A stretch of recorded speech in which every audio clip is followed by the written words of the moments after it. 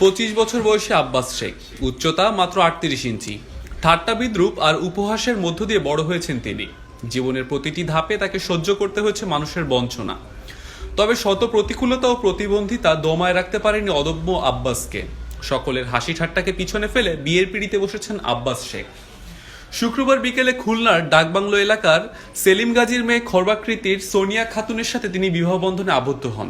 দুই পরিবারের সম্মতিতে ধর্মীয় নিয়মকানুন মেনে 1 লক্ষ টাকা কাবিনে বর্ণাঢ্য অনুষ্ঠানের মধ্য দিয়ে এই বিয়ে সম্পন্ন হয়। নববিবাহিত আব্বাস শেখ রামপাল উপজেলার শ্রীফলতলা গ্রামের আজমল শেখের ছেলে। তিনি রামপাল সরকারি কলেজে স্নাতক প্রথম বর্ষের শিক্ষার্থী।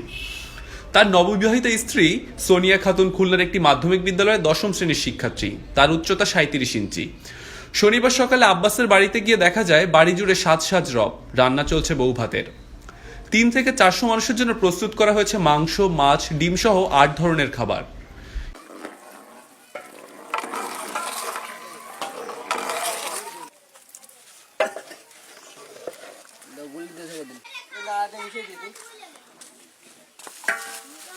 কিছুক্ষণ পরে হাতে হাত ধরে ঘর থেকে বেরিয়ে আসেন নবদম্পতি। তাদের দেখতে কৌতূহলী মানুষের উপচে পড়া ভিড়। বাড়ির উঠানে চেয়ারে বসে আব্বাস তুলে ধরেন তার জীবন সংগ্রামের গল্প। আসসালামু আলাইকুম, আমার নাম মোহাম্মদ আব্বাস শেখ। আমার এই জীবনের দাম্পত্য জীবনে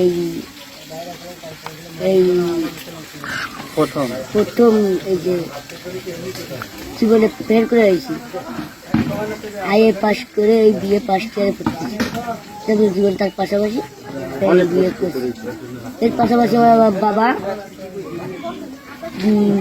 ভ্যান চালায়, আমার এই লেখাপড়া দাম্পত্য জীবন চালাই নিয়েছে।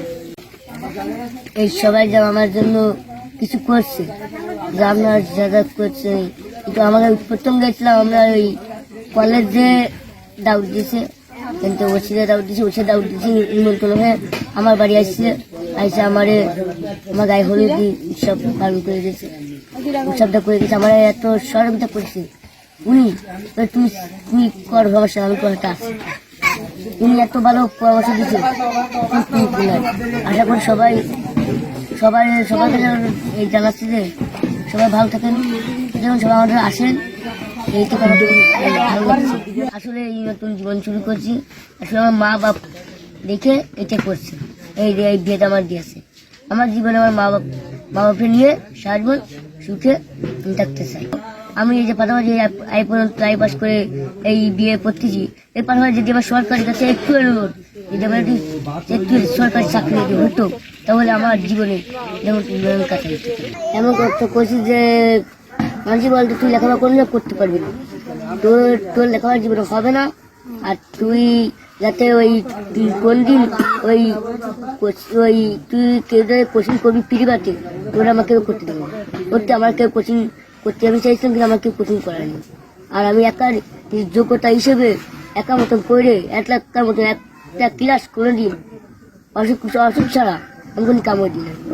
প্রত্যেকটা ক্লাসের রুটিন করে আমি রাখছি, লাইকে ওই পরীক্ষার সময় আমি প্রত্যেক পরীক্ষা দিছি। আর প্রত্যেক পরীক্ষা আমি উন্নতি করেছি। কোনো সময় আমার এর নিচে আসি নেই পাই, এর নিচে কোনো সময় পাই নাই। আমি আস্তে আস্তে নিজের মতন নিজের বয়ান দিয়ে নিজের মতন পাড়িয়ে এসে বাবা ব্যায়াম ছেড়ে আমার এই লেখাপড়া শিখাইছে। ছেলে ধরেন ওই মেয়েতে কষ্টপাত করে মানুষ করেছি আমি চাই যাতে একটা ভালো একটা চাকরি বাকরি যদি করতে পারে, তাহলে ওরা আমাদের তো একদিন আসি তারপরে ও কোনভাবে দেখাবে, তাহলে সেই দুর্নীতি যদি একটা সরকারি চাকরি পায়, তাহলে আমার ছেলেরা ওরা 2জন 4টে ভাত খাতে পারে। অত কেউ ডাকবে না যে আমার ভাত কামাই একদিন এসে কিচেন খেটে যাও, তাও তো কেউ ডাকবে না।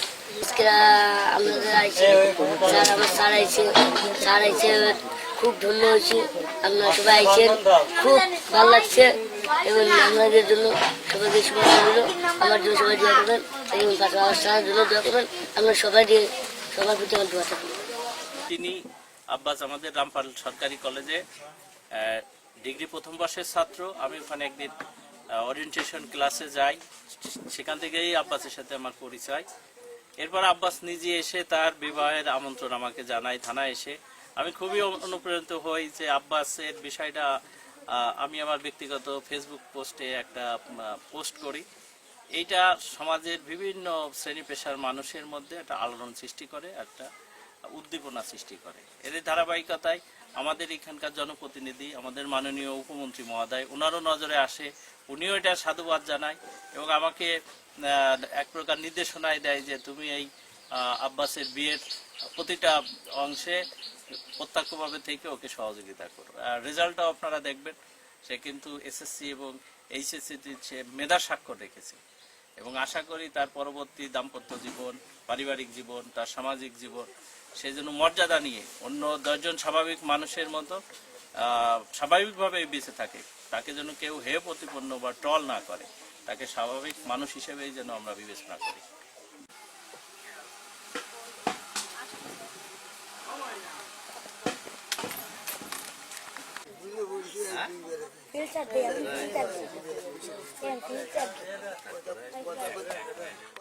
أعوذ بالله من الشيطان الرجيم